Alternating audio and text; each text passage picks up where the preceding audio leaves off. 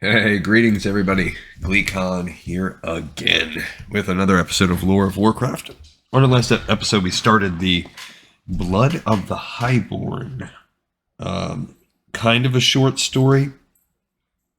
I think probably all told, it's about 25% of the Paragon's novella, which if it's the regular length of a novel, so it's probably close to 100 pages in actual length. So I would call it more of a novella, which is why we're reading it in shadow form. The first one was basically we just got introduced to a group of 4 high elves. One was a priest, one was a mage. I think actually 2 were priests, and the other one was a ranger. And they just barely escaped by the skin of their teeth from some trolls.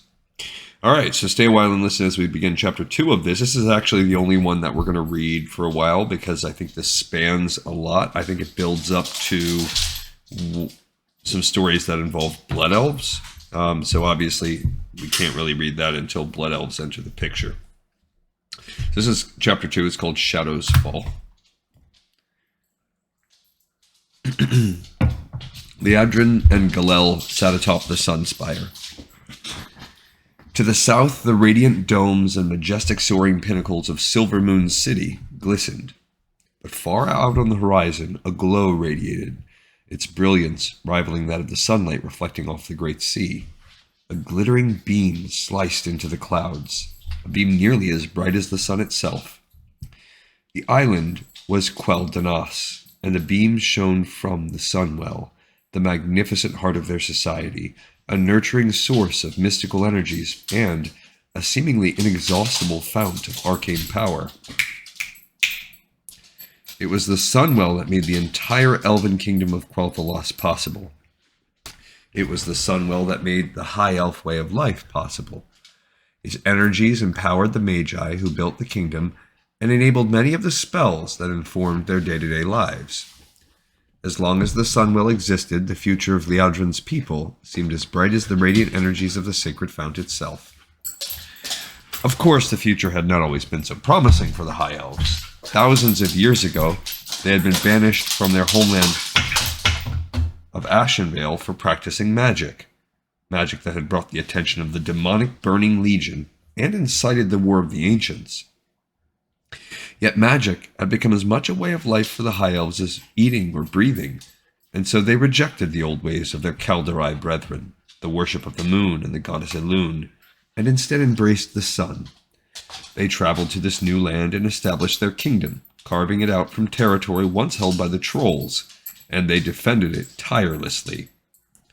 And just look at where that has gotten us, Liadrin thought as she closed her eyes. Even now she could feel the Sunwell's warmth suffusing her being.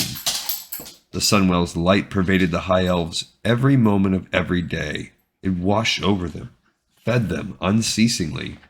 It allowed them to flourish. Lying back with a relaxed smile, Liadrin replayed in her mind the advancement ceremony they had attended that morning. She recalled how resplendent Lorthamar had looked in his venerable regalia, how poised and elegant Lady Sylvanas Windrunner, the Ranger General of Silvermoon, had appeared as she draped the ceremonial Floronal cloth onto Lorthamar's shoulders. She remembered how High Priest Vandalor had leaned over to her confidingly and said, "A fine young man, certain to make some lucky lady very proud when the time comes." Liadrin shook her head. That was Vandalor, always looking out for her interests. Okay, so we know that wherever this is happening before the events that were coming upon in Warcraft 3, because Sylvanas is not fighting the Lich King yet. After her father and mother had been killed, it was Vandalor who had stepped into the role of father figure as well as mentor in the ways of the light, and both were roles that he had excelled in. Still, Liadrin did not want the old elf initiating romantic intrigue. Such matters, after all, should not be forced. She had smirked and shot Vandalor a reproachful glance. The High Priest had held out his hands, palms forward in surrender, and settled back into his seat. To Vandalor's left, Grand Magister Bellavir had spoken up just loud enough for Liadrin to hear. Just because you never sought union does not give you license to rush her betrothal. I never found anyone who would put up with me, Bandalore countered. At least she stands a chance. Liadrin admonished them gently. It is too late for both of you. Now kindly stop speaking of me as if I were not present. The Grand Magister lay back and sighed, muttering, Blood relation or not, she certainly takes after you. Liadrin suppressed a snicker. The two men had been friends for as long as she could remember. They had grown up together, fought countless battles at each other's side, and there were times when Liadrin speculated as to the kind of trouble they must have caused in their youth. Now in their twilight years, they reminded her more often than not of an old bickering couple, which never failed to make her laugh. Out in the square, Sylvanas had continued, With this Foranal, I appoint you Alar Analis, Ranger Lord of the Farstriders. The good people of our kingdom rest easy, knowing that you will always be here to guard and protect them, to defend them against any threat. She finished with Belono Silaru, Belore Dorai, which meant, shoulder your burdens well, child of the sun. And that quote has been highlighted 16 times. Even King Anasterion had made a brief appearance to wish Lorthamar continued success. The king seemed to be in good spirits despite his faltering health, which had seen a steady decline in the past several years. Liadrin marveled at his gossamer-like hair, which fell to just inches above the ground and shone so shockingly white that it seemed almost to glow. After administering his well wishes, the king had departed among a small party of robed advisors. She could have been mistaken, but it seemed as if the advisors had delivered some dire news. Liadrin believed she had glimpsed concern on Anasterion's face before he was hurriedly whisked away. She had then returned her attention to Lorthamar. It was not the first time they had witnessed him advancing in rank. Liadrin, Galel, and Darkan had all been present during his advancement to Ranger Captain as well, but this ceremony was special, as was the man himself. I feel like Lorthamar is a familiar name. He had fought bravely throughout the Second War, a war that the isolationist High Elves had wanted to stay out of, but the Orcish Horde, the large green brutes who began the First War when they swarmed into the world seemingly out of nowhere, had dared to invade Quel'Thalas itself, and had thereby forced the elves' participation. And Zul'jin had been among the Horde. The forest trolls had allied with the orcs and had been only too happy to bring the fight to their old elven enemies. Yes, Zul'jin had been among the invaders, and somehow the Horde had managed to command red dragons. The verdant forests burned, and the Horde bypassed the elves' outer defenses and marched to their doorstep. The diabolical orcish necromancers had found a way to dismantle and draw energy from the rune stones. But even the Horde with all its might, and Zul'jin with all his cunning, and the legendary dragons with their ancient wisdom and untold strength, could not overcome the magical shield, powered by the Sunwell, of course, that protected the elves' capital city. With the Sunwell to protect us, our kingdom is invincible, Liadrin thought proudly. With the support of the Alliance armies, Lorthamar and Sylvanas pushed up from the south under the command of Sylvanas' remarkable sister, Illyria. The Horde's primary forces drove west, abandoning the hopeless siege of Quel'Thalas for the chance to strike at the humans' capital city in Lordaeron, leaving behind Zul'jin and his Amani trolls, as well as scattered pockets of invaders that had been cut off from the locus of conflict. Illyria, Lorthamar, and the Alliance armies pursued the Horde, while Sylvanas and a robust elven contingent remained behind to eliminate the lingering threat. King Anasterion saw an opportunity to forever change the balance of power between the elves and the trolls. To that end, he dispatched magi and priests to aid the rangers in rounding up and wiping out the remaining Amani forces. Liadrin was assigned to a platoon led by Haldoran Brightwing. The skies were the color of blood that day. The air reeked of ash and fire, and their lungs burned as blazing infernos consumed the forests. And it was on that day, unknowingly and quite accidentally, that Haldoran's detachment managed to trap and capture the legendary Zul'jin. The fires burned erratically and unpredictably, and so it was that Zul'jin and a handful of comrades found themselves cut off from the bulk of their Amani brethren and driven near the shores of Daromir Lake, yet unable to reach the water for the towering walls of fire that engulfed the tree line.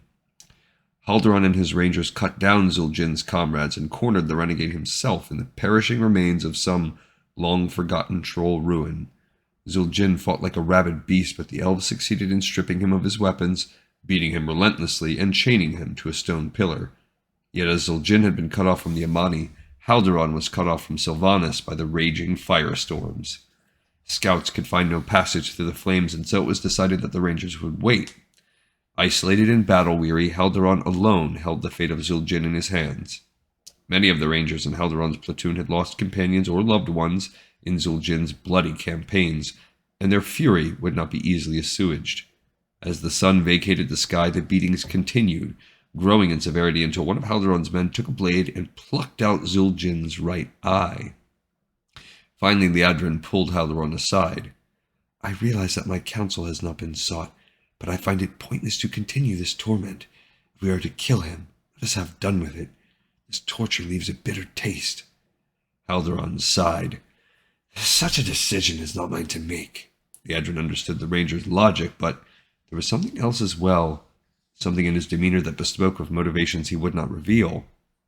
Even as Liadrin mused, a shadow flitted across Haldoran's face, followed by an impact as a wooden spear impaled the lieutenant's left side. Reinforcements from Zul'Aman had found a way across the lake and taken up positions, finding cover in the crumbling structures. As Haldoran steadied himself, Liadrin worked the spear the rest of the way out and succeeded in channeling the light sufficiently to enable the ranger to counter the threat. Haldoran rallied his platoon to sweep the perimeter and root out their attackers. Liadrin accompanied them, and, as it happened, the attacking force was small and scattered, a handful of trolls who had managed to penetrate the flames. By the middle of the night, all of the harriers had been dispensed with, but upon returning to the ruin, Liadrin was greeted by a sight that would forever burn itself into her memory. The chain, trailing to the dirt, yet held fast to the stone pillar, ending in a manacle still clamped to Zul'jin's arm, which lay on the ground, severed just below the shoulder.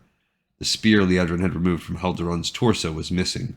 An alarming volume of blood soaked the dirt in a wide radius. And so the infamous Zul'jin had escaped once again by sawing off his own arm, a feat that would solidify his legendary status among the trolls the world over. And in the intervening years, the war cry for Zul'jin became an all-too-familiar refrain, especially among the Amani. Despite his preeminence, however, the old troll soon disappeared completely. More than a decade had now passed, and Liadrin wondered whether or not Zul'jin still lived. She stirred from her reverie, delighting in the warm sun on her face as she turned her eyes from the distant sunwell and looked down upon the bustling streets, where laughing children darted to and fro while purposeful citizens went about their daily activities. The kingdom felt calm, at peace, a stark contrast to what the humans were suffering through if rumors were to be believed. Talk had reached Silvermoon in the past weeks, rumors of a plague of undeath, a contagion that wiped out entire villages and reanimated those who perished as ravenous, hostile corpses bent on slaughter. She shuddered as she thought of the stories relayed to them of dead kin turning against their living relatives. There had even been talk of a culling, an entire city. What was the name of it? Stratholme? Massacred to contain the epidemic. Frightening developments indeed. It made her feel all the more secure within the elves' land of eternal spring, and it gave her people all the more reason to stay away from the humans. She looked to Galel, who stared out at nothing in particular. She wondered what thoughts occupied his young mind. He had risen from a mere apprentice to a well-liked and highly respected priest, and Liadrin herself, though she tried to remind herself not to be too prideful, had had quite a hand in his progress. He had told her on many occasions that he could not thank her enough, and she had gently reminded him each time that he did not need to. After all, he had been instrumental in saving her life that day in the troll hideaway. She still wondered sometimes how he had managed to work free of his ropes. Whenever she asked, he would simply smile and say, "What fun would it be if there were absolutely no mysteries between us?" Her reaction was always the same, a smile and a shake of the head. There had been times when Liadrin sensed that the young priest had feelings for her, but it was impossible for her to see him as anything more than a young counterpart. No, that was unfair. Maybe a younger brother, and there was nothing beyond that. She suspected that Galel was aware of her position, and the matter remained unspoken between them.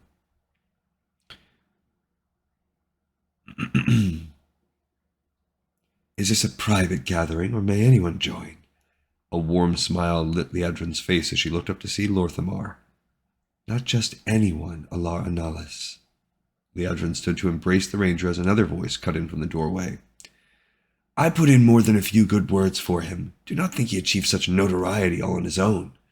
Darkan stepped onto the balcony smiling, but lately to Liadrin it seemed more and more that Darkan smiled at his own private amusements. As if you did not have aspirations of your own, Lorthamar replied. Hello, Galel. The ranger and priest clasped forearms. Lorthamar then took a seat. Darkan here has become quite the student of our city's defenses.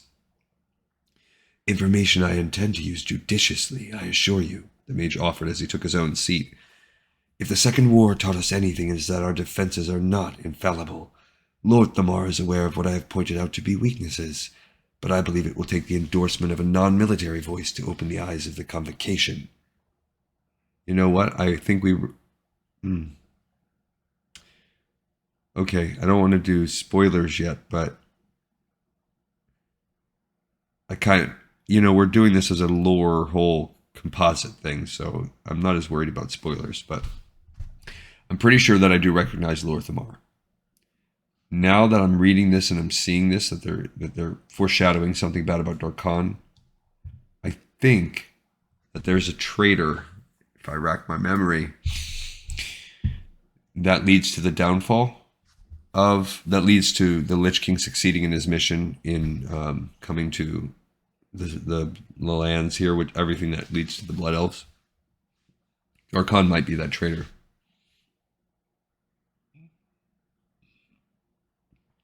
And in doing so, position yourself as an ideal candidate for Grand Magister, Galel suggested. Darkan's blue-green eyes flared for a moment as the mage lowered a critical gaze on the young priest. It was evident that he labored to keep an even tone. An appointment that would be long overdue. Is it truly such a sin to crave recognition for one's achievements? The mage's eyes softened then as the group's drinks arrived. Liadrin considered how jealous Darkan had grown. She herself had achieved the rank of High Priestess, Galel had moved out of apprenticeship and become a full and proper priest, and now Lorthamar had been appointed Ranger Lord. And there was Darkan, passed over when the appointment of Grand Magister had occurred several years ago, but Liadrin suspected that the mage's selfishness and abrasive personality had contributed greatly to his exclusion, and so he remained one of several magisters, achieving no higher station than what he had held at the time of the incident with Zul'jin. Liadrin wondered just how deeply those years of resentment had eaten away at him. Of course, the matter of greatest import is the protection of the Sunwell, Darkan finished, his eyes flitting to Lorthamar. Nothing could be truer, Lorthamar agreed. There was a moment of silence that Liadrin broke. I remember thinking, when we were caught by the trolls, that Zul'jin had somehow found a way to sabotage the runestones. I thought of what he would do with such knowledge. I thought of our great cities falling, our entire way of life being lost forever. Those thoughts returned to me when the Horde's shadow fell over our beloved kingdom. But we survived. Our kingdom has survived, and our people prosper, and Zul'jin, for all his blustering and posturing, has faded into obscurity. She continued speaking to the group, but she looked to Darkan, for her next words were meant for him. We must be thankful for what we have, thankful for our lives, thankful for peace. Yes, and we must be thankful for one another, Lorthamar added. We are alive because we stuck together. Let us never forget that unity is our greatest strength. Indeed, Liadrin sat up, her spirits lifted, to the blessed radiance of the Sunwell, to the light, and of course to you, Lorthamar. Congratulations on your accolade, but most of all to unity. All or none. Liadrin raised her cup, wondering if her words had gotten through to Darkan, but the mage remained unreadable as he lifted up his own goblet. The rest joined in, and 3 voices replied in unison, all or none. So we also now have a firm grasp of where we're at. We are firmly in this third war, so we are right up. It's actually perfect timing, so this is why this one is planned out and timed out right before the next few levels, because what comes up next is what happens in the game is the battle fully ensuing, and we're obviously not there yet. Life had been good. The city had been calm, at peace, but it was not meant to last.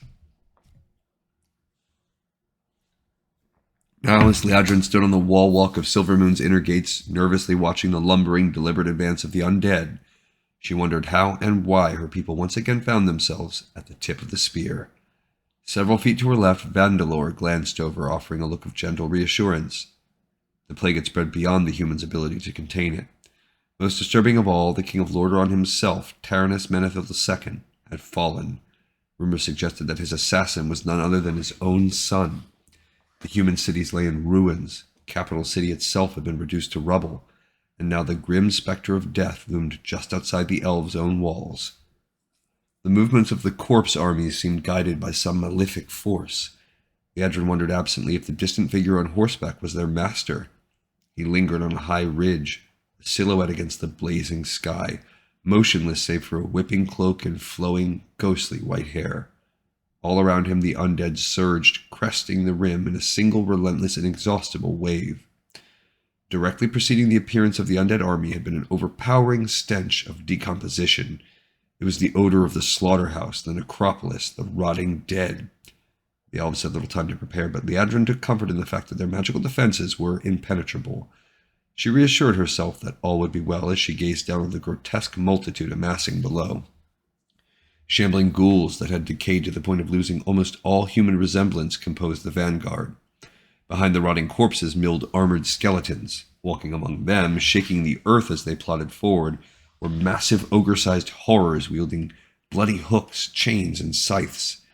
The abhorrent monstrosities appeared to be stitched together from different parts of various corpses, some of them possessing additional limbs that flailed from their bloated torsos. Many of them trailed bloody viscera from large gaping wounds. Among these aberrations were some beings that still looked human, many of them gaunt old men in long robes carrying staves, their crowns adorned with various animal skulls, practitioners of unspeakable magic, macabre manipulators of life and death, necromancers. Liadrin's eye caught movement on the horizon, something even more revolting than the grotesque chain-wielding atrocities.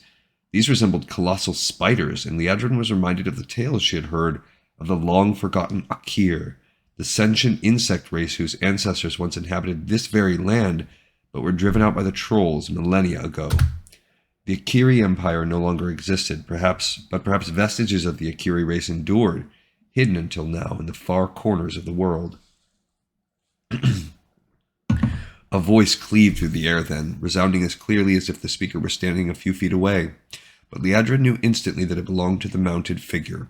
It was a stentorian boom, harsh and cold, with just a slight underlying tone of what may have once been humanity. "The hourglass empties. Lower your defenses.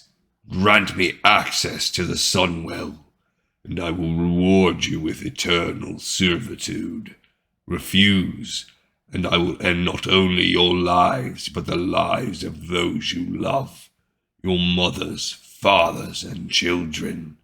No one will remain to mourn your passing." Echoes of the voice lingered for several seconds, but the proclamation was answered only by silence. Liadrin looked to Vandalor for comfort, but the old priest seemed to be assessing the multitude below. Beyond him, near the western guard tower, Grand Magister Bellavir stood, arms crossed, seemingly impassive. She thought briefly of Galel, who had volunteered to assist in rallying the city's children in preparation for a possible evacuation. Just a precaution, of course, Liadrin reminded herself, grasping her staff more firmly as she glanced behind her at Falcon Wing Square. The normally bustling plaza stood eerily vacant. She returned her gaze to the army outside. Surely the repugnant forces posed no real threat. After all, if the Red Dragons had failed to breach their defenses, how could throngs of mindless walking corpses hope to succeed? Under the guidance of King Anasterion and with the power of the Sunwell at our fingertips, we can surely repel any threat. Still, there was something about the entire scene that did not settle well. If the white-haired warmonger on the ridge truly possessed the power to infiltrate their city, he would have done so by now. Why the blustering? It was as if he was waiting for something, stalling for time, waiting for a sign. Lorthamar crested the hill overlooking Antelas and knew immediately that something was dreadfully wrong. For one thing, he could see Antelas, which meant the magic that should have concealed the open-air temple had been compromised. For another, the guardians who should have been posted just outside its pillars were absent. He ordered his rangers to spread out and explore the area. His Lieutenant Rael relayed the command. Lorthamar's platoon had spent the past 2 days patrolling the mountains near the trolls' fortress city of Zulaman, and had been making its way west when Lorthamar sensed tiny vibrations in the ground that indicated troop movement. A large force, from what he surmised, moving north towards Quel'Thalas. The platoon was pressing for the outer gate when he decided to have a quick look at Antalas. The area around the temple had been trampled underfoot, the nearby trees and brush pushed aside by what must have been a sizable force out of the west. But most peculiar of all were the scorched grass, withered flora, and scarred earth that further marked the intruders' passing. Lorthamar was uncertain as to what exactly might have caused such bizarre devastation, but he wasted little effort in speculating. Time was of the essence, he feared, especially if... As he bounded down the ridge, his eye line fell below the temple roof, allowing a view of the altar inside. It had been smashed to rubble. Lorthamar's heart quickened. The moon crystal entombed within the altar was gone. Taken. But how, and by whom? Treasure seekers? Or the army he had sensed marching north? Antalas had been built on an intersection of ley lines, channels of immense magical power that coursed through the earth itself. The outpost was constructed on a minor convergence in comparison to the Sunwell. The sacred fount had been created upon a massive cluster of arcane conduits. Here at Antalas, one of the 3 moon crystals had been embedded within the altar. It was said that the crystal kept here had been cut from the emerald eye of Janala when the world was young. There were 2 other crystals as well, both enshrined at ley line intersections, one cut from the amethyst stone of Hanali, the other from the sapphire body of Anulaya. Charged by the ley lines, the 3 crystals fed the Earth's arcane energies into the magical web that protected Silvermoon. This dome of energy was known by the elves as Bandinoriel, the gatekeeper, a defensive barrier of immeasurable force, dwarfing even the might of the runestones that powered the outer dampening field, a field that restricted the use of magic to that wielded by the elves themselves.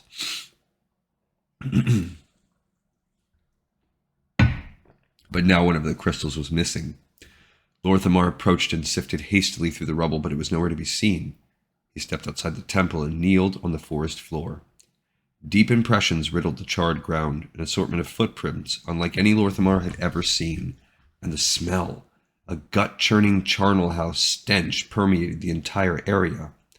Rael returned, stating that no sign of the Guardians or enemies had been found. Lorthamar ordered his men to move out toward the Temple of Andaroth, which lay to the southwest of the outer gate. The 3rd temple, Anowin, lay farther to the south of their current position, but Lorthamar felt he could not afford to backtrack, not if the kingdom was in peril. As he struck out, his mind raced. If the trespassers and the army were one and the same, what purpose was served by stealing the crystals? Theoretically, it might be possible to sabotage the gatekeeper using the crystal's power. Such was one of the perceived weaknesses Darkhan had pointed out to Lorthamar, but as he had told the mage, simply removing the crystals would not cause the barrier to immediately collapse. With the crystals pilfered, the shield would wane over time, but the Magi within Silvermoon were fully capable of channeling the Sunwell's energies to maintain the defense. It was simply more convenient and far more efficient to use the crystals than to force the Magi to stand around channeling all day. The only other remote possibility would be to reverse the crystal's flow of energy, resulting in an overload that might collapse the barrier, but such a feat would require a power source of incomprehensible intensity. Lorthamar doubled his pace, not willing to take the chance, but there was something more as well. A disarming sense of dread had crept into the pit of the ranger's stomach. Thoughts that he preferred not to entertain began gnawing at his mind.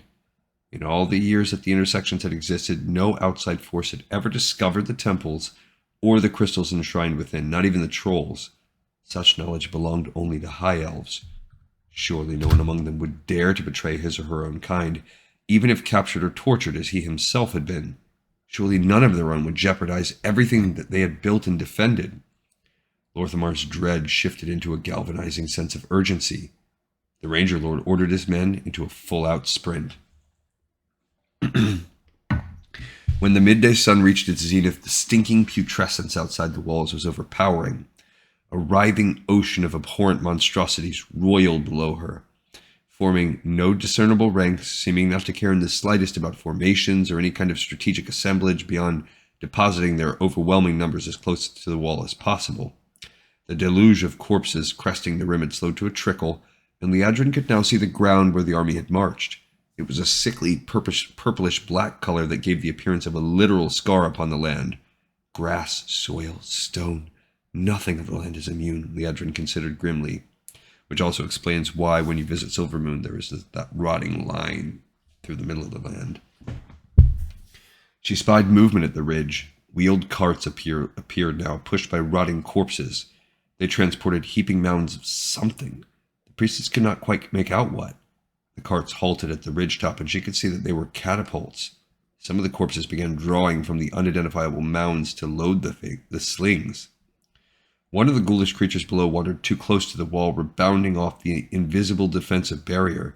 The stupid look on the creature's face might have been comical under any other circumstances. It stumbled back and fell, losing the lower half of its right arm in the process. And then in a gesture that was at once absurd and intensely unnerving, the thing reached over with its left hand, picked up the fallen limb, and began chewing on it. As Liadrin fought back a wave of nausea, the voice of the mounted figure, the voice like a chill wind that cut to the bone, resounded once more. "Do not overestimate your powers, and do not underestimate mine. I have survived nightmares you could never fathom. I have traveled to the farthest reaches of the world and forfeited all I held dear. Do not think for one instant that your gilded walls will dissuade me. I am an instrument of the apocalypse, a harbinger of destruction, a slayer of kings. I am Arthas. I say again, lower your defenses." Excuse me. It is he, Liadrin thought. Arthas, the fallen prince, the one who butchered his father and king. No longer a man now, but a monster. Suddenly the knowledge of his identity, of the utter devastation he had wrought upon his own people, unsettled her. Drawing upon the crystal atop her staff to help focus her thoughts, she cast all doubts from her mind and concentrated on the matter at hand. Near the inner gate, the voice of Grand Magister Belavir responded in a commanding baritone. "Countless armies have stood on that very same ground, and boasted as you do," he bellowed, his tone supremely confident, almost taunting. "As you can clearly see, their efforts ended in failure. You will have no better luck this day. The witless army you command would have been better off staying dead." The rider answered immediately with an icy bluster. "I certainly know of one who would have wished it so. Someone I believe you all looked up to." The rider turned his horse around. "Come," he said. The throng of horrors closest to him parted, and a figure floated through. Even from this distance, Liadrin could discern that it was a female, one of their own. For a second, the female waited, silent and defiant. The figure on horseback gestured slightly. The woman's form twisted, contorted. She reared her head back and screamed. Liadrin dropped her staff as her hand shot to her ears, and for several seconds, as long as the scream lasted, she was unable to move, barely able to breathe. Even when the wail had ended, the priestess was unsure if it was truly over, as the piercing shriek still lingered in her ears. She fought off the dizziness that followed as the ghastly woman spoke, her voice amplified like that of the Black Rider who controlled her. "Do as he says. If you obey, he will be merciful." Liadrin heard a sharp intake of air to her left. It was Vandalor. He shook his head, denying the realization even as he spoke. "That voice, that sounds like..." Despair fell over the old man's countenance as he squinted to see more clearly, but Liadrin knew immediately. She knew that voice well. It was the voice that had lauded Lorthamar at the advancement. It was the voice of one ranked by the elves as a cherished, respected, and beloved leader. It was the voice of Sylvanas Windrunner. So now we move past where we are. But we're going to push through and finish this chapter. Lorthamar pushed his men at full sprint, nearly to their limit. It was approaching late afternoon when they crossed a wide swath of decay and erosion similar to what they had witnessed in Antalas. They pushed hard toward Andaroth. The ranger's heart sank when he saw the bodies scattered among the wreckage. Just as in the case of Antalas, what was left of the temple was visible. The altar was smashed, the moon crystal missing, and there was the same ravaged, blackened earth. But unlike at Antalas, here the guardians lay dead in plain sight. There was little question that the hearts of the fallen elves no longer beat. Their blood coated the strewn rubble, and deep gashes marred their chests, throats, and backs. Still, Lorthamar wanted to be sure. He knelt by the nearest guardian, checking for a pulse. Rael ordered the others to follow suit. The second body the Ranger Lord checked offered no pulse as with the first. Lorthamar caught Rael's eye. The lieutenant and the others had fanned out and were near the tree line to the north. With a somber stare and a shake of his head, Rael confirmed that the remaining casualties were dead as well. Lorthamar's eyes narrowed. Behind his men he spied shadows coming out of the forest. Within a heartbeat, his longbow was in hand, arrow nocked and drawn to his cheek. Sunlight filtering through the canopy revealed elven armor and features. The guardians from Antalas. Relieved, Lorthamar lowered his bow. Rael turned. As the elves stepped out from the forest, Lorthamar noted their grievous wounds. The foremost party member was missing most of his left arm and a significant part of his skull, his long hair blonde on only one side as the other was matted with a thick coat of dried blood. The others bore similarly gruesome injuries. In fact, it was incredible that they were able to walk at all. But there was something more, something deeply unsettling about their quiet, listless advance. Their faces bore no expression, no relief at the sight of fellow elves, not even the grim carriage of the battle-weary. Were they simply in a state of shock? As Rael approached, the first of the guardians raised his sword and with that same expressionless face, separated the lieutenant's head from his shoulders. The remaining guardians began striking out at the rangers who were, as Lorthamar himself was, all temporarily paralyzed by disbelief. Slowly, the horrifying realization that the guardians attacking his men were in fact dead dawned on Lorthamar. They had died and somehow returned, and now they meant to kill him and his men. Lorthamar forced himself to overcome his bewilderment and to act, but as he drew his sword, the sentry whose pulse he had checked only seconds before, the sentry who was also indisputably dead, silently rose to stand behind him. Liadrin and Vandalor struggled to recover from the sight of Sylvanas Windrunner, a beloved matriarch of their people, reduced to a tormented, lifeless puppet at the hands of the fallen prince. Vandalor was visibly shaken. "Dear light, Sylvanas, how could it be?" he muttered, just high enough for Liadrin to hear. Grand Magister Bellavir stood silently. A pall of sadness hung over him. Liadrin felt the tiniest fissure of uncertainty spread to the foundations of her faith. If the Ranger General herself could fall to this foe, what more were these new enemies capable of? When Liadrin first stood on the wall walk, her confidence had been unshakable, but now? Just then a blazing flash of amber light burst from high above. Heads craned to the sky. Liadrin turned.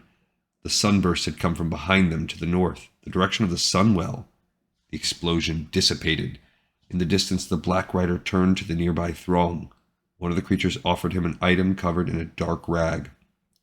The fallen prince spurred his horse down off the ridge, hair and cape trailing as the monstrosities parted before him. Soon he was on the nearest rise, and Liadrin could see him more clearly now, see that his mount was in fact a rotting skeletal horned steed with blazing eyes and glowing hooves, and despite his pallid complexion and slightly emaciated state, the one-time Prince Arthas could almost pass as human. He turned so that all could see the item in his right hand. The bitter squall of his voice burst forth suddenly. "Citizens of Silver Moon, I have given you ample opportunities to surrender, but you have stubbornly refused." He removed the rag and held the item high. 3 crystals joined together to form a large stone. Vandalor gasped. Bellavir blurted, "The moon crystals, but how?" Below, the gems burned with a furious inner fire as the rider proclaimed, "Know that today your entire race and your ancient heritage will end. Death itself has come to claim the high home of the elves." Multicolored light exploded in a blinding flash. The wall beneath Liadrin shook as lines of fire burned through the earth. High above, the very fabric of the elves' defensive barrier unraveled as an incandescent ring spread and rippled through the invisible shield with a deafening roar. Shimmering cascades of energy undulated before their eyes and disappeared, and within seconds the High Elves' greatest protection, the Gatekeeper, had fallen. Bellavir turned and bellowed, "Archers to the wall! Ready the Dragonhawks!" He spun to the nearest Magister.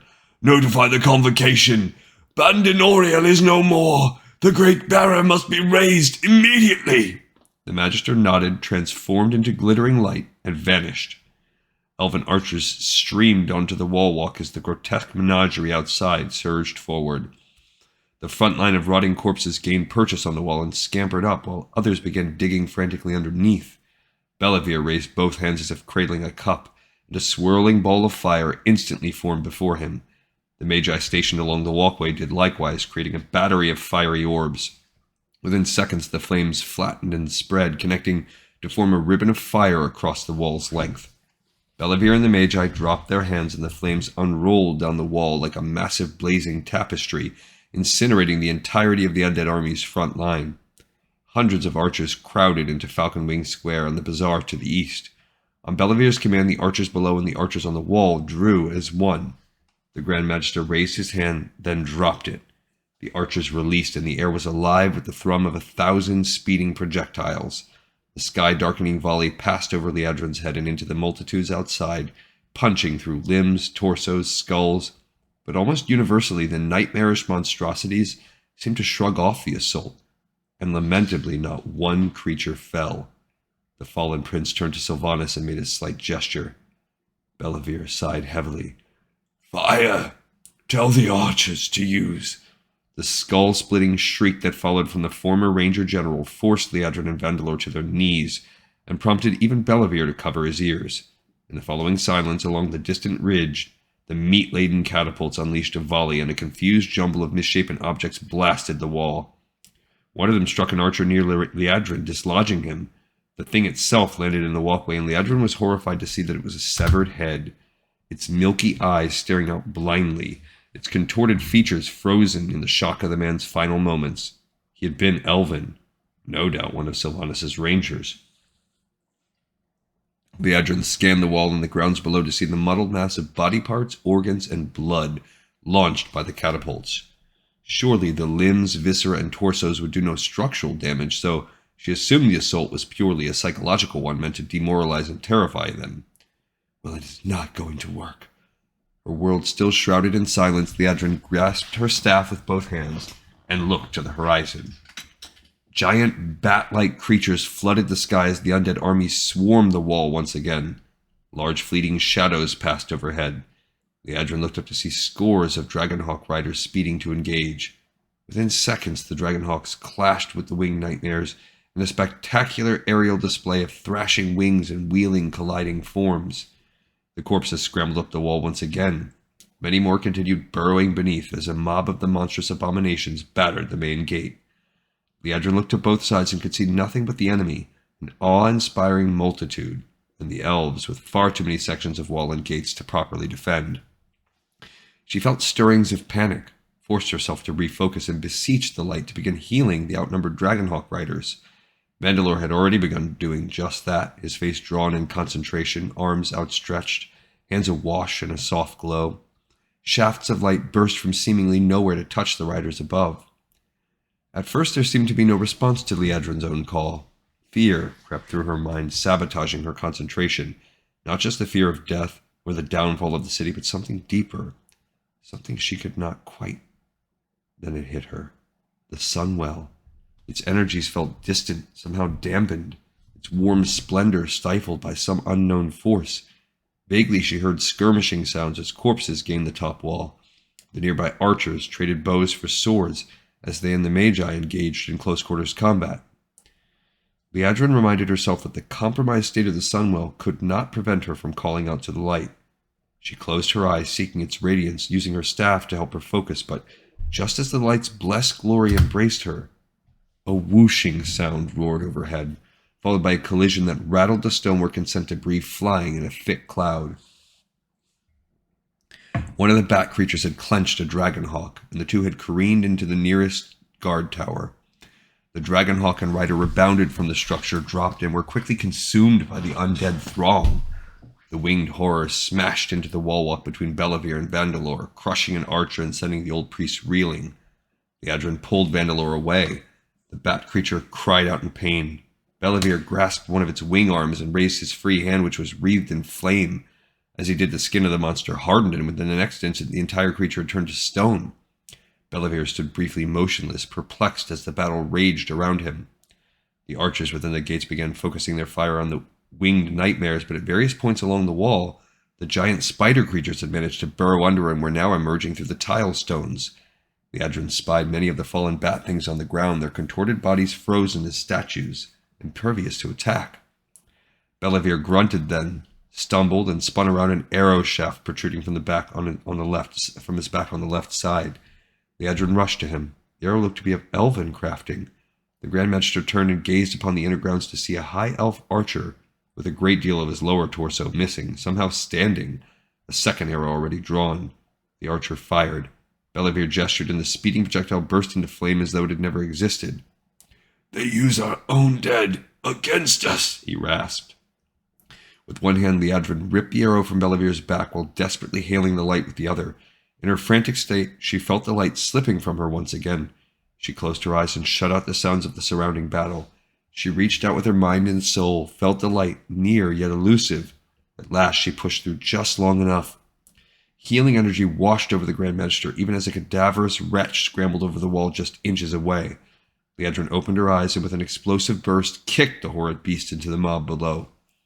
A thunderous crash exploded from the gatehouse, followed by gunshot cracks of splintering wood. The main gates had given way. Bellavir whirled. "Why has the barrier not been raised?" He asked no one in particular. He looked down at the fallen prince. Arthas met Bellavir's gaze, and Liadrin caught a glimpse of what she thought was a smile. Liadrin's heart nearly stopped, as with a screeching outcry the winged beast between them came back to life. Its stone hide returned once more to fur and flesh. The beast's dagger-sized claws raked left and right, dazing Vandalore and sweeping Liadrin's staff from her grasp, sending it across the ramparts as Bellavir seized the creature by the throat. Below, a rampaging torrent of monstrosities poured through the shattered main gate. The east and west flanking gates fell soon after. The Dragonhawk riders attacked with frenzied speed. The stone-skinned bat creatures on the ground reverted to their flesh and blood states and began mauling the archers who were themselves locked in battle with corpses and spiders. Still more of the insect beasts emerged from under the wall and burst through the open gateway. Liadrin pushed Vandalore aside and thrust the arrow just under the base of the bat-thing's skull. The creature howled. Bellavir spun it around and shoved it outward, his hands aflame. Consumed in fire, the creature flew out over the wall and disappeared into the churning mass below. Liadrin looked out to the horizon where swarms of the winged nightmares once again filled the sky. Within seconds, the newly arrived bat creatures descended upon the Dragonhawk riders, who were now hopelessly outnumbered. Vandalore desperately healed as many as he could. Liadrin prayed to the light to preserve them in their hour of greatest need as she did the same. An expansive section of wall to their right shuddered and fell several feet, its foundation undermined by the tunneling of the spiders. A young archmage, Romath, raced to Bellavir, who was leaning heavily on the wall top. "Sir, the city's defenses are breached. Our lines are broken. What are my orders?" Bellavir scanned the battleground for the Black Rider and Sylvanas to no avail. "The Sunwell is diminished. We must fall back to Quel'Thanas and guard the sacred fount." Vandalore's eyes widened. Both he and Liadrin turned to the Grand Magister. "Fall back? But what of Silvermoon?" the High Priest asked. Bellavir's haggard eyes gave answer. "It is too late for Silvermoon now. The Sunwell is all that matters." He turned to Romath. "Evacuate the city. Gather the children aboard the ships and set sail. Teleport as many of our people as you can to the Isle." The Archmage nodded and rushed off. Vandalore looked over to Liadrin, and despite the fact that they were not of the same blood, she could see a father's love and concern in his eyes. He turned back to Bellavir. "I would ask a favor of you, if it is within my power." Vandalore leaned close and whispered to the Grand Magister, whose eyes went to Liadrin, considering. As Vandalore pulled away, Bellavir looked to the old man and nodded. "Let us go." Bellavir closed his eyes, and Liadrin could feel a powerful storm of energy surrounding them. She felt that same unsettling wrenching at her core, but far more persistent, far more irresistible than that cast by Darkhan years ago. Within seconds, Liadrin, Bellavir, Vandalore, and a score of archers vanished from the wall walk, leaving only swirling embers of light amid the rampant destruction. A shadow moved behind Lorthamar, a shadow where only a dead elf should have been. The shadow arm was raised, grasping a blade, stretched out in preparation to strike. The ranger whirled and slashed in a wide arc, lopping off the guardian's head. The body took another step before pitching forward. More of the murdered guardians around him stirred as if waking from a deep slumber. Lorthamar rushed to aid his fellow rangers, but it would soon be too late. Only one of his men remained, surrounded by 3 of the animated corpses. The surviving ranger thrust his sword into the closest guardian, delivering a stab to the heart that would kill any living being. but it seemed to have no effect on his unholy assailant. The guardian grasped the ranger's sword hand and slashed haphazardly, striking armor and flesh. 2 more strides and Lorthamar would be among them. Despite the awkward, unfocused lunges of the other guardians, one of their blades found an opening in the ranger's armor. The last of Lorthamar's men fell, clutching the steel protruding from his midsection. The 3 turned their glassy eyes to Lorthamar. Behind him, 2 of the recently slain guardians had struggled to their feet, grasping their swords in lifeless hands, advancing with sluggish, lurching steps. Lorthamar's eyes darted to his headless would-be killer, who was still lying motionless. It seemed that a blade through the heart would not vanquish these cursed atrocities, but a decapitation would. He sidestepped a listless sword thrust, transferred his weight to the balls of his feet, and spun, slashing, slicing, rending with pinpoint accuracy. 2 of the already dead fell lifeless once again. A 3rd stumbled backward, head lolling forward over a gaping cavity where his throat had been. Fire burned in Lorthamar's thigh and sword arm as the last corpse's blades rent flesh. Lorthamar was breathing heavily now, expending from his burst of speed. He lashed out at the wrist of the closest attacker, slicing off its sword-gripping hand. The corpse lunged forward before the ranger could counter, raking at his face with the hand that remained. Searing pain flared in Lorthamar's eye, sending jolts of white-hot agony throughout his body. He knew in an instant that his left eye was useless. Without the intervention of a healer, it probably would be for the rest of his life. So that is also highlighted. So I guess Lorthamar is someone famous, this is my guess. And that he is blind in one eye. If he lived past the next few minutes. The forward momentum of the corpse that had taken his eye drove him backward. His heel caught a stone, and he fell hard. The other corpse stood on the blade of his sword. Whether by design or by chance, he could not tell. The dead stood over him and raised their swords. A short, high-pitched whistle broke the air. The head of the corpse standing on Lorthamar's blade rocked forward, an arrow tip protruding from its right eye socket. A second arrow struck the remaining corpse in the chest, piercing its armor.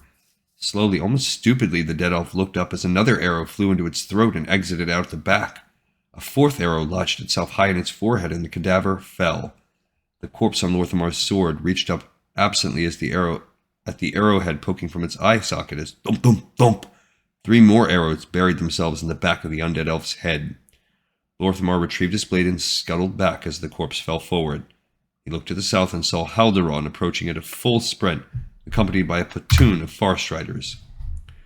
"Lorthamar," Highborne blurted out of breath as he arrived. "Thank the sun we happened upon you when we did.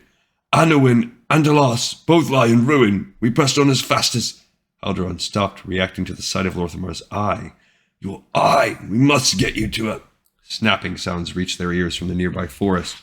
Lorthamar held up a hand to silence Highborne, who had evidently heard it as well. Several yards away, a shadow moved through the trees. Lorthamar sprang to his feet, retrieving his bow with practiced speed.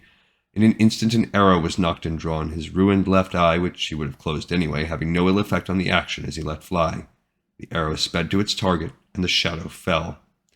Highborne, Lorthamar, and the others raced past the tree line to where a black-robed human lay crumpled, his torso pierced to the side by the Ranger Lord's arrow. Lorthamar kneeled beside the older man, whose head was adorned with what appeared to be a boar's skull. Highborne kicked the necromancer's staff out of reach. "A human, not dead like the others. Not yet at least." The necromancer's eyes narrowed.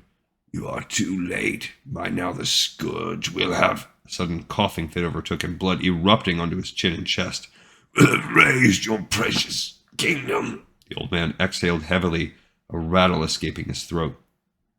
Highborne placed his ear to the man's chest. "He is dead. Permanently so, I hope. Can his words be true?" Highborne looked up, but Lorthamar had already taken to his feet, racing north.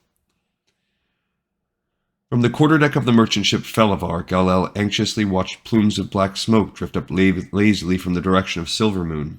Weaving through the cloudy pillars were things that appeared to be bats, flitting back and forth, circling and diving. His view of the city itself was obscured by the bluffs along Quel'Thalas's northeastern headland. He wished desperately that there was something he could do, but his place was here, ready to administer aid to the evacuees should the need arise. One healer and a handful of guardians had been assigned to each of the 3 ships transporting the nearly 100 displaced children. Once they reached the hinterlands and the young ones were safe with the Wildhammer dwarves, he would return and he would fight to the bitter end if need be. He crossed to the ship's port side and gazed at the glittering beam of the sunwell that stretched magnificently into the sky and wondered why its radiance felt weakened. In the rush to board the boats, he had heard others voicing similar concerns. It felt as if the energies of the sacred fount were being held back, kept just out of reach. I want to go home. Oh, when may we go home? Galel turned to see a young boy dressed smartly in his finest attire, his hair meticulous, trying his best to appear brave. Galel could also see the frightened child behind the facade. He kneeled at the boy's level. What is your name? Andervel. Listen, young Andervel, you must try your very best to be patient and be strong, and most of all not to worry. Can you do that? The boy set his jaw and nodded. Good. Now go below with the others, said Galel. The boy turned and ran for the hatch on the main deck. Galel crossed back to starboard, ducking under the mainsail boom. The Morndanel was gaining speed, pulling up alongside. As they cleared the bluffs north of Azure Breeze coast, Galel could make out just enough of distant Silvermoon to see that many of her soaring pinnacles had toppled. His heart sank. His homeland was falling to ruin, and here he stood, powerless. He saw no immediate sign of the invading army. The bats were gone as well. The Morndanel pulled ahead, plowing through the placid waters. Galel decided to check on the Virillion, the third ship in their convoy. He ducked under the boom once more and crossed, spotting the Virillion just off his own ship's port stern. Then he caught movement out of the corner of his eye, something that at first seemed like a giant cloud, but as he turned his head, he saw that the cloud was in fact the creatures he had thought to be giant bats, a massive flight of them bearing down on the Virillion. Galel spun and shouted, "Incoming!" 2 guards rushed from the foredeck, joined seconds later by the Felavar's captain, Raven. The Guardians drew their bows and fired arrow volleys as the spectacle of the Virillion unfolded. Nearly a dozen of the creatures swarmed the trailing ship, shredding sails, slicing through rigging, splintering masts. The elves on board tried their best to battle the beast despite being woefully outmatched. Galel beseeched the light to sustain the overwhelmed guards, and he was successful in healing several, but it simply was not enough. The ripping, rending noises were horrifying, but the sounds that drove straight to Galel's heart were the terrified screams, the muffled outcries from the children below decks. Captain Raven ran to the fore, shouting to the helmsman, "Hard to port!" even as 3 of the horrific creatures broke off from the main flight, closed the distance, and dove, latching themselves onto the Felavar's masts. Within seconds, the rapacious beasts were shredding the fore and mainsails. The Felavar's guardians unleashed arrows, but were quickly attacked by their enraged aberrations. The children in the hold began to scream. Galel called out frantically for the light to heal and preserve the besieged, all events combined occurring in less time than it took to draw a single breath. On the Virillion, the fractured foremast broke loose, spearing the deck and hull on the starboard side. The vessel began taking on water, listing 45 degrees, the bow of the ship tilting into the foam. Several of the bat beasts split off and attacked the lead ship, the Morndanel. She swung hard to port, much too hard, for she was crossing now into the path of the Felavar.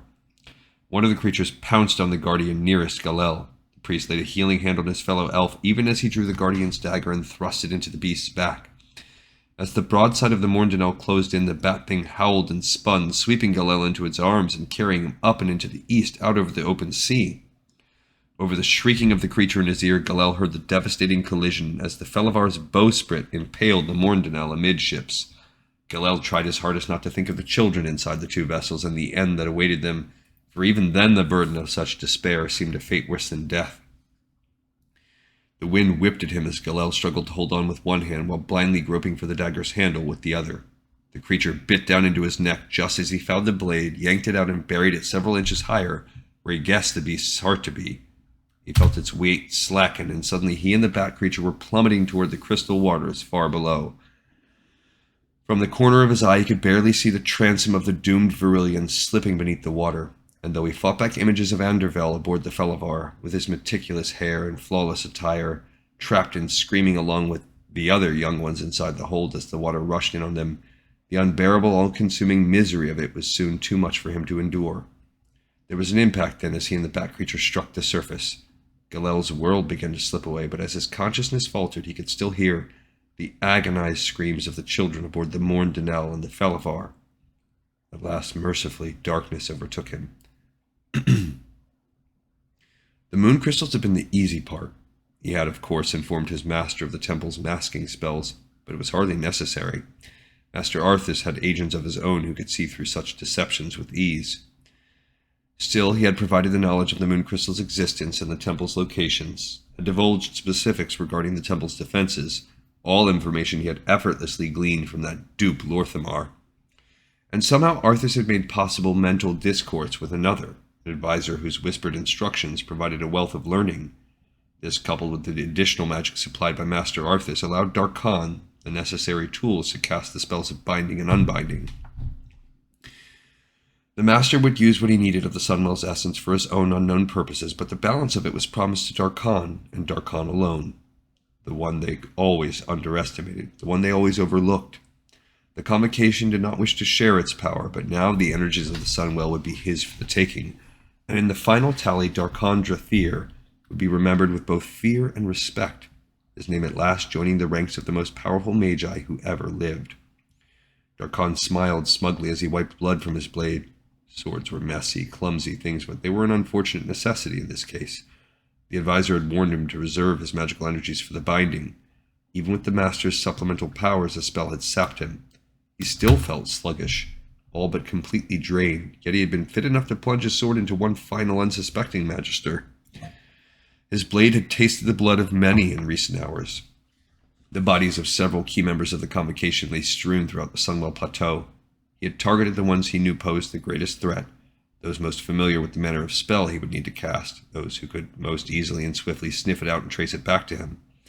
As for Bellavir, the Grand Magister was a master beyond peer in the most widely used spells of the mage, but not nearly as familiar with the more esoteric side of the arcane. And coming this far, Darkhan knew it would be folly to leave any aspect of the plan to chance, and so he had eliminated almost half of the Convocation. In the chaos of the early morning, isolating and slaughtering the remaining old magi had been far too easy. The first was the most difficult. He had hesitated ever so slightly, but Master Arthas had urged him on. Each successive kill had become easier, more satisfying, until Darkhan began deriving genuine pleasure from thrusting his blade through yielding flesh. When he had finished, he chose the location within the necessary distance for casting the spell, in the remotest hall of the Magister's terrace that he could find. And once the spell had begun, he shot a firebolt out over Silvermoon, a signal to the Master that the time had come. Bellavir shouted orders from outside, interrupting Darkhan's thoughts. He stepped over the body of the hapless fool of a mage who had rushed into the hallway just as the binding spell was completed, and continued on toward the balcony overlooking the Sunwell. The remaining magi stood surrounding the central beam of arcane energy, hands raised, trying desperately to channel its power into some form of defense, their actions soundly thwarted by the spell of binding. Darkhan briefly wondered where the exalted king and Asterion had run off to. Surely the feeble old relic posed no serious threat. Still, his absence gave cause to ponder. Below, Bellavir led a substantial army of magi, priests, archers, and rangers toward the island's southern shore. The remaining members of the Convocation stayed behind, bent on unraveling the mystery of the Sunwell's obstructed energies. Darkhan used that with the spell of binding he had blocked the Sunwell's essence from the others, but it might still be available to him. The Master would not be pleased. His orders had been clear. Darkhan was to wait until Arthas arrived, yet surely just a small taste could not hurt. As the befuddled magi continued their blind probing, Darkhan endeavored to begin accessing the luminous energies. He reached out with his mind, and to his delight he found the Sunwell's radiance waiting for him. With a look of absolute bliss on his face, Darkhan stretched out his hands and opened the vessel of his body, inviting a slow trickle of the sacred wellspring's arcane might to enter. The tiniest portion coursed through him like a lightning bolt, and for the briefest instant he felt that even such a small share might be enough to rip him apart. But he was Darkhan, and this was the moment he had waited for, planned for, killed for. The power was his, and he would have it. Using the techniques his unknown advisor had taught him, Darkhan wrested control of the pilfered energies and felt the chaotic forces within him begin to stabilize. Darkhan's grin widened. He should stop. He knew he should stop. But surely the Master would not begrudge him. Just a bit more. Under Bellavir's command, the Elven armies assembled along Quel'Danas' southern shore. Liadrin stood on a terrace overlooking the last line of defense and wondered if the evacuees had made it out safely. She also prayed to the light that Galel and the children would reach sanctuary. She looked over Vandalor, who stood on a nearby storehouse rooftop, his features drawn. Liadrin cast her eyes south once again. The shadows had grown long as the day neared its end. In the distance, the landmass of Quel'Thalas sprawled out across the sea. Liadrin could barely make out the wooden structures of the northern docks. Far beyond, a thick cloud of black smoke stretched high into the air to be carried away by the eastern winds. Liadrin found herself wondering just how the prince and his army planned on crossing the expanse between them. Would they swim? Ride their grotesque bat creatures? Perhaps they had an armada arriving to ferry them across. Just stay focused, she admonished herself. When the monstrosities arrived, she could ill afford another incident such as the one she had undergone at the inner gate. She had lost concentration, she had succumbed to fear, and because of that, she had nearly been unable to channel the light into Bellavir. Remain calm, trust in the light. We shall overcome this. Try as she might, however, her doubts still lingered. She was beset by an almost overwhelming sense of dread at seeing her beloved homeland cast to ruin. She had a terrible premonition that the Sunwell was in great peril. She feared that, however he managed to cross the divide, Arthas would soon be coming, and he would bring death with him. The armies of the Scourge waited, milling about restlessly. Some of their numbers had taken to demolishing the docks farther along the coast. Several others had their sights on Sunstrider Isle to the northwest, having run out of any other nearby land or property to ravage. Across the North Sea, the luminous beam of the Sunwell shone like a beacon. Upon its island home, the elves waited defiantly, the sizable body of water being the only remaining obstacle between them and the Scourge. There seemed to be no pattern to the undead minions' movements as they crowded onto the shoreline, pacing, foraging for body parts, or simply standing still. But then as one, several heads rose and turned toward the south. An unspoken signal was given, and the rotting corpses and behemoth spider creatures moved aside, clearing a path for their master. A figure clad in black armor rode an ebon, fiery-eyed steed through the passage, reining in his beast several feet from the shore. The man who had once been Prince Arthas Menethil, proud son of King Tyrannus Menethil and revered champion of the Knights of the Silver Hand, surveyed the scene through cold, black, and motionless eyes, the eyes now of a death knight. In one smooth motion he dismounted while simultaneously drawing a fearsome, rune-inscribed two-handed longsword. As he strode forward, the runes along the blade emitted a dull glow. Steamy wisps curled outward from its edges. He stood silent for a moment, gazing across at Quel'Thalas. He inclined his head and whispered to an unseen companion, "Soon."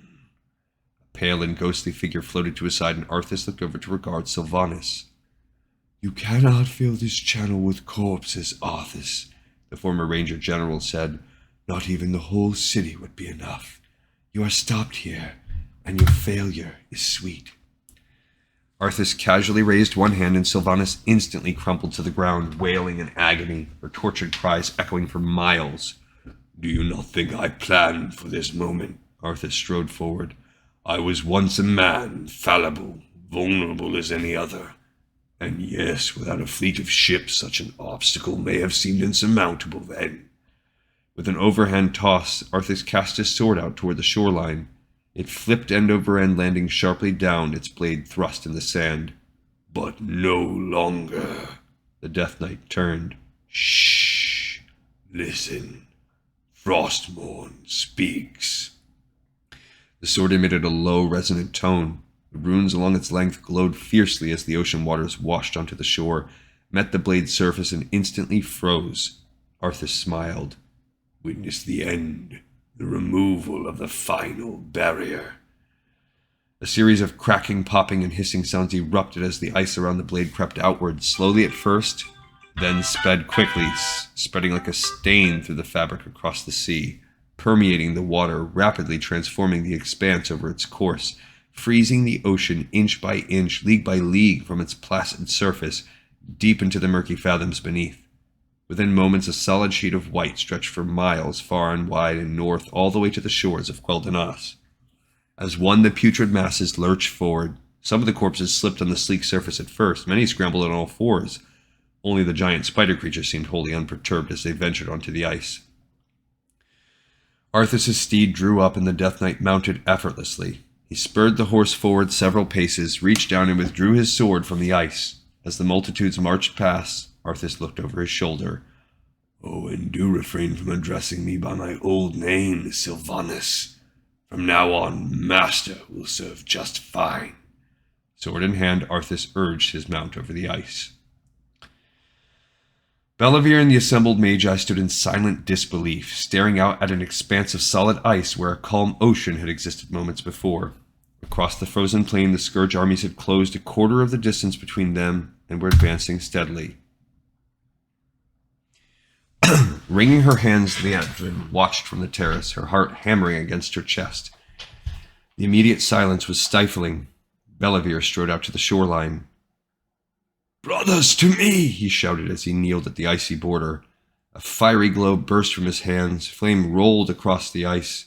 The other magi followed the Grand Magister's lead, creating a river of fire atop the frigid surface. The armies of undead had closed half the distance. The magi created enough heat to liquefy the upper layers of ice for several yards out, but the effort proved insufficient to penetrate and melt the frozen depths, and the energy expended in the attempt had left Bellavir and the others drained. Bellavir desisted, as did the others, and the flames dissipated. He turned to those nearest him as the Scourge closed to within a stone's throw. "Fall back!" the Grand Magister ordered in a voice hoarse from hours of shouting. The Magi complied as scores of elven archers took the front line, their bows armed with flaming arrows. Bellavir stood. Liandrin closed her eyes and tried desperately to calm her thundering heartbeat as the Grand Magister called out. "On my command!" He raised his arm, wearily appraising the approaching forces. The corpses, spider creatures, and various other grotesqueries reached the shallow meltwater but did not slow their advance. Bellavir's arm dropped. "Fire!" Blazing missiles split the air, striking numerous attackers and effecting a momentary delay in the front line's approach. Several of the monstrous creatures, however, continued to charge forward despite the flames engulfing their bodies. "Hold the line!" Bellavir shouted. War cries resounded as elves drew swords and waded into the fray, dispatching the nightmarish horrors as best they could. Liandrin blocked out the sounds of combat, eyes shut tight, seeking the light. The inexorable surge continued, pushing the elven forces back onto the shore, the overwhelming numbers of Scourge quickly prevailing despite the efforts of the Magi and the healers. "Hold the line!" Bellavir shouted again, flames leaping from his fingertips. "Hold the—" Liandrin heard the arrows strike even through the din of battle, lancing Bellavir's chest on the right side. The High Priestess desperately sought the light as the Grand Magister stumbled backward. Unseen amid the surging host, a once dead High Elf lowered his bow and lumbered on. Gosh. Holy goodness. Okay. One.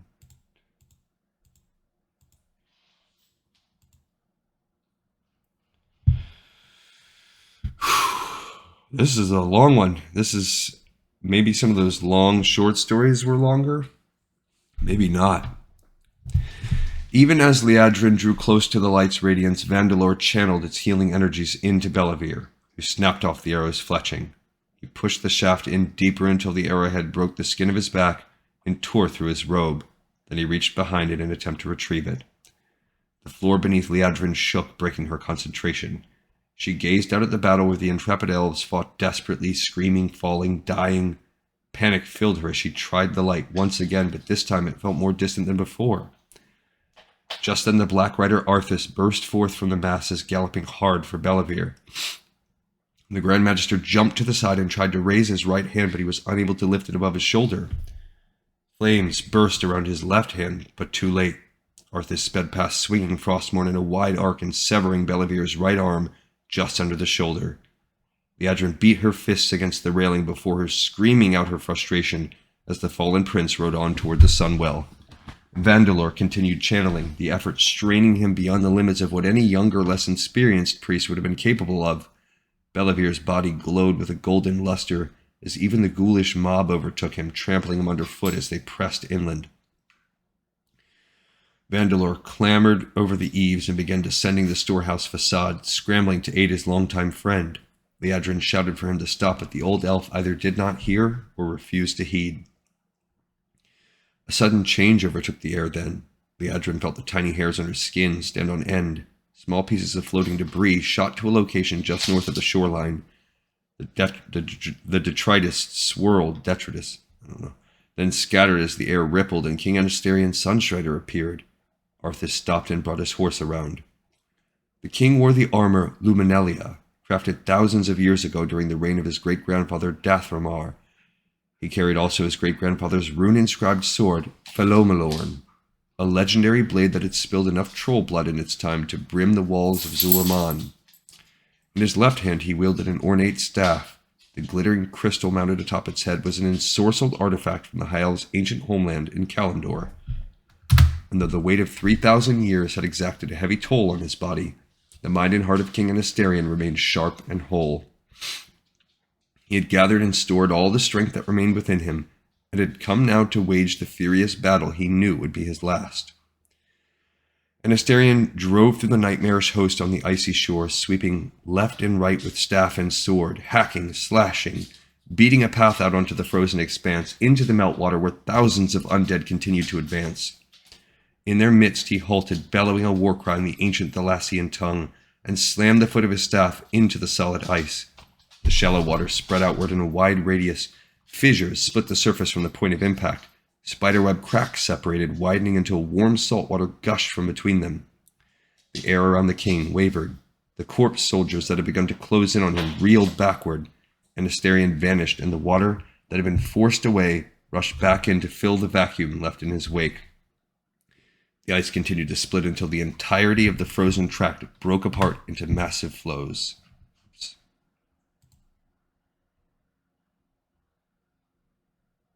The undead scrambled to gain purchase on the unstable chunks of ice, but most slipped under the churning waves and soon disappeared. Along the shoreline, a space opened in the crowd of undead, an invisible force pushing against it, clearing a way. Tiny particles of refuse swirled in the open space. The air shimmered and Anasterion appeared, the crystal atop his staff casting a sharp amber glow. Flames leaped upward in a circle at the king's feet. They met and sped around him, whipping higher, scattering, roiling into a violent, massive tornado of fire. The monstrosities around the king burned. Liadrin felt the slightest phantom of hope. She raced down onto the shore, seeking Vandalor, and soon spotted him wading through the corpses, searching for Bellavir. But she was cut off from the high priest by the undead host. She turned then to see Arthas, and in that instant his features bespoke emotions the fallen prince had not yet displayed. Anger, frustration, impatience. Liadrin fought toward Vandalor, then stopped, looking around at the undead, which stood still and watchful now, observing the actions of Arthas.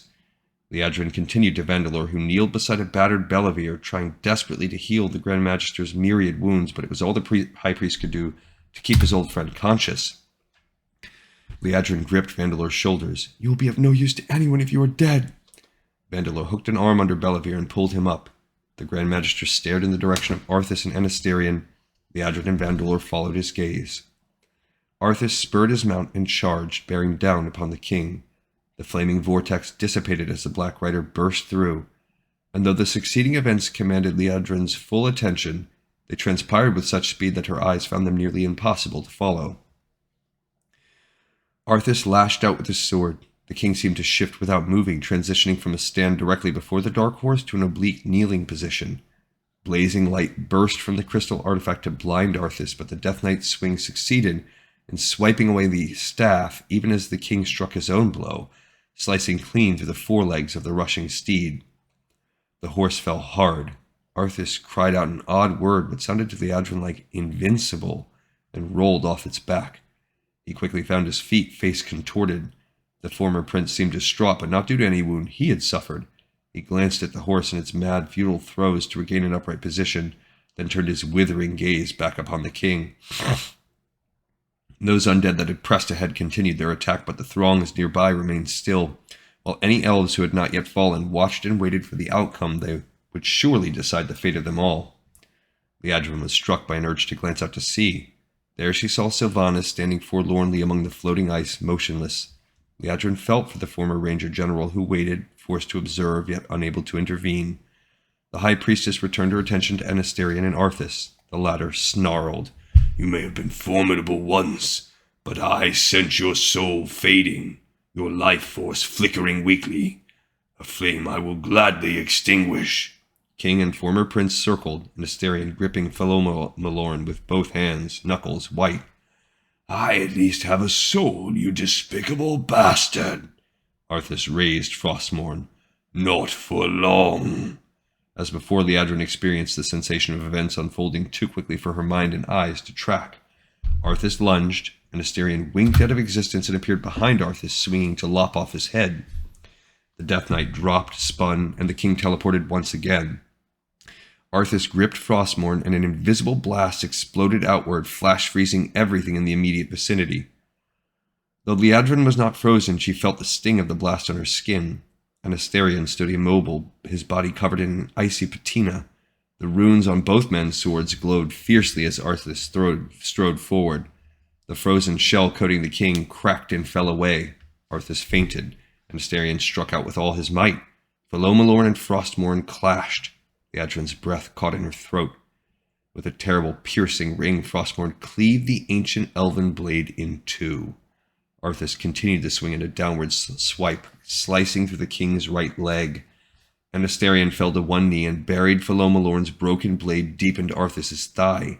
The former prince grunted, swung his blade end over end, and thrust it straight down behind Astarion's collarbone, through his chest, and into his heart. And Astarion gasped a final breath and was still. Arthas yanked the blade free, and the king fell stiffly, face first, onto the ice. Liadrin stood in horrified disbelief, and Astarion was dead. A terrible scream rent the air. Liadrin clapped her hands over her ears, gazing through bleary eyes to see Sylvanas tortured and torn, releasing her frustration to the heavens in the form of a long, desperate wail. When the anguished cry finally ceased, Bellavir turned to the coastline. There, scores of undead, incapable of drowning, were crawling onto the shore. The Grand Magister knew with dread certainty that thousands more would soon emerge. Vandalor cried out. A rusty blade erupted from his chest. Liadrin looked to the high priest's back and saw the handle of a sickle protruding. Her eyes followed the chain back several paces where one of the giant stitched-together terrors stood, slavering. It yanked, ripping the sickle from Vandalor's back, severing his spine. The old elf collapsed. With an anguished cry, Liadrin dropped to her knees and more desperately than ever before sought the powers of the light, but in her frenzied state the light's radiant bliss was beyond her. A tiny globe of fire shot from Bellavir's palm into the towering behemoth, penetrating its blanched skin and exploding deep within. The monstrosity's eyes rolled back as it toppled, shaking the ground with its fall. The saltwater-drenched corpses closed in. Bellavir gazed out to Arthas, who stood at the side of his steed, its forelegs now healed. He untied a large sack from the saddle, cast one final contented glance at the fallen king, then strode toward the sunwell. Bellavir spoke barely loud enough for Liadrin to hear. "It is over then. We are lost." The Grand Magister laid a hand on Liadrin's shoulder, and she felt the now familiar wrenching sensation at her core. She looked up at Bellavir, wide-eyed and dismayed. "What are you doing?"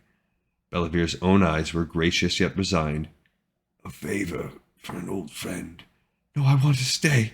I want to—" Liadrin's form dissipated, sparing her the sight of the undead closing in, surrounding the Grand Magister and unceremoniously tearing him apart.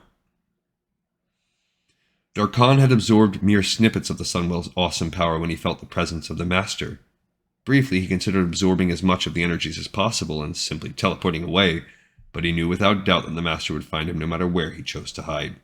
Darkhan's eyes snapped open.